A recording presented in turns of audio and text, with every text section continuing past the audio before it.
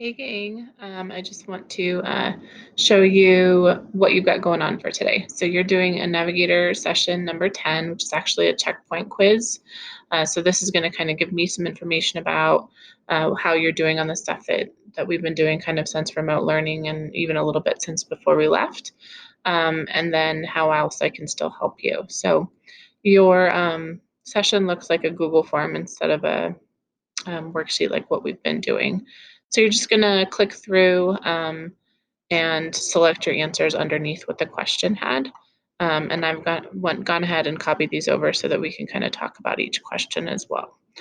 So problem one had, we want to know which of these numbers has the least value. So remember, when you're dealing with a bunch of different decimals and you're trying to figure out what's the greatest and what's the least, you want to stack these numbers. So I have 3.9, 3.901. And once I have them all stacked, then I can start to compare them in terms of place value. So I see one right off the bat that's bigger than everything else. That guy right there is bigger than everything else because of the 4. That's a 9. And so this one I know is not the least. And so then I'm looking at, I've got 3s, I'm tied everywhere else. So I'm forced to look to the next digit, and you're looking for which one it has the least value. So once you've answered that one, make sure you bubble it on the question below, and then keep going on to problem number 2. On number 2, we want to find the value of the digit 3 in this number here. So I see a 3 right there. It looks like it's 2 places behind the decimal place. So I have 2 places back. Think about in terms of place value, what is this place called? Its value, because it has a 3 in that place, would be 3 of whatever that is. So that's why you see everything that has 3s in front of it, because it's either 300s, tenths, tens, hundredths, or ones. So think about what place value it is if it's 2 places behind the decimal. Or go look it up if you haven't figured that out yet. Question 3 says, write this decimal 401 and, remember and is a keyword for your decimal point, 3 hundredths. So think about what does 401 look like. That's going to go in front, and 3 hundredths. Okay, hundredths. So think about what that would look like in terms of a decimal and select the correct one. On question 4, I want to know what would 28 cents, what decimal part of a dollar is that? So what's another way of writing 28 cents? Still thinking in terms of money, but instead of dealing with cents, dealing with dollars. So how else would you write it and what would it look like? Okay. Number 5, which of these less than and greater than comparisons is correct? Remember, this symbol is less. This is our less than. And this way is greater than. And you read these from left to right. So for example, on the first one, it says that 3 is less than 3.1. I want to know which of these is incorrect. So I'm looking for which one does not work when I read it out loud. Okay.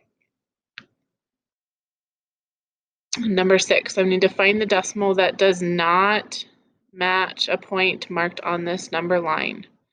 So think about, is 0.44 a point on my number line? If it is, then I would cross out that option. I'm looking for which one is not a point on my number line. Which of these numbers has the least value? This is just like that first problem we did. We need to take these and we need to stack them, comparing place value, thinking about where each of these numbers is in terms of the numbers. I've got a lot of 5s. So once I stack them, then I can look at what I need to compare next. Okay, I'm tied with the 5s, so that's not helpful. So within the next place, the 10ths, do I have anything that guides me towards figuring out which ones are the least? And if you do, then keep going from there, okay? We need to write this number in words. So really think about place value. You have a number in front of the decimal, and then you have a 3-digit number behind the decimal. So remember tens, hundreds, thousands, and thinking about what that number in front of the decimal might look like. So you're trying to match it to the right word form. And then you're going, same idea for number 9. So you have 974, that's 3 digits in front of the decimal, and then you have a 3-digit behind. So tens, hundreds, thousands. Don't forget thousands is third. And your very last one, you have a bunch of decimals here that you need to put in order, descending order. Descending means from the biggest one to the smallest one. And so again, I would stack these. So I would take all of my numbers and I would start to organize them by lining up those decimal points,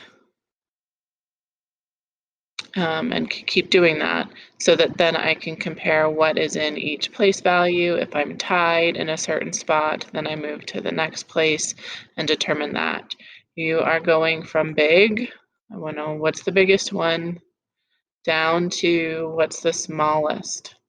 So big to small, greatest to least on this guy, okay? And so that should be it. So you're going to answer each question on your Navigator session and then click the correct choice down below on your multiple choice. It should grade it for you right away. If you bomb it, then we'll just retake it and give it a second chance, okay? No pressure on these. We were just trying to do our best. Okay, I hope you guys are well and everybody's doing good, and I will see you soon. Bye.